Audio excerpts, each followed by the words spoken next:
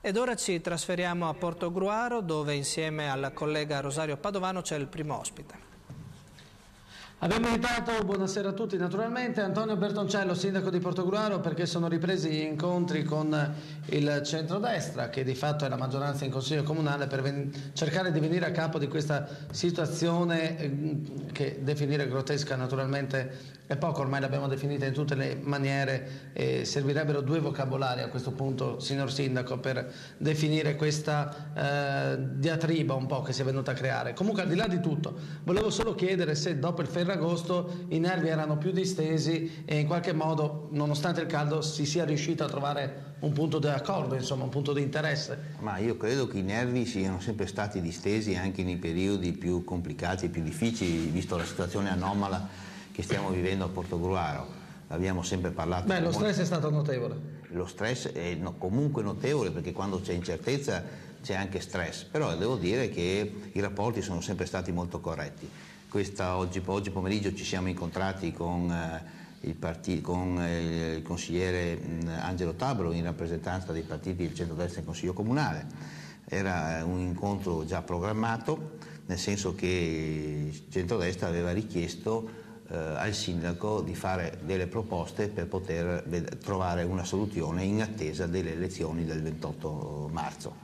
La riunione di oggi poi si è chiusa molto velocemente, nel senso che c'era una disponibilità della mia coalizione di coinvolgere nella gestione, quindi in giunta, i partiti di centrodestra in tempi temporali limitati per non avere il commissario, ma ovviamente siamo stati preceduti anche da questa proposta, perché il consigliere Angelo Tabaro ha detto che loro si ritengono maggioranza in Consiglio Comunale e quindi nella città, e quindi vogliono anche la maggioranza in giunta.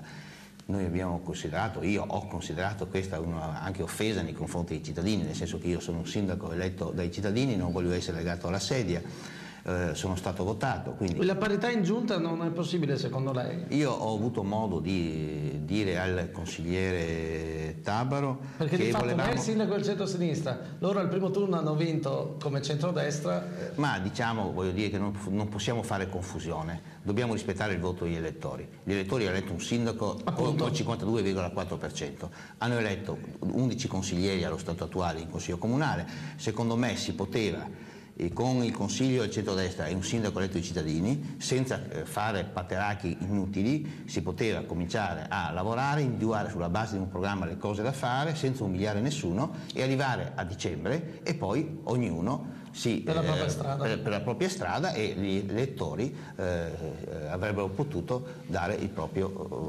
nuovamente il proprio consenso all'uno o all'altro. Non è stato possibile. Ringraziamo dunque Antonio Bertoncello, torneremo naturalmente a parlare anche nel corso del telegiornale di questo argomento. La linea alla redazione centrale. Grazie a Rosario.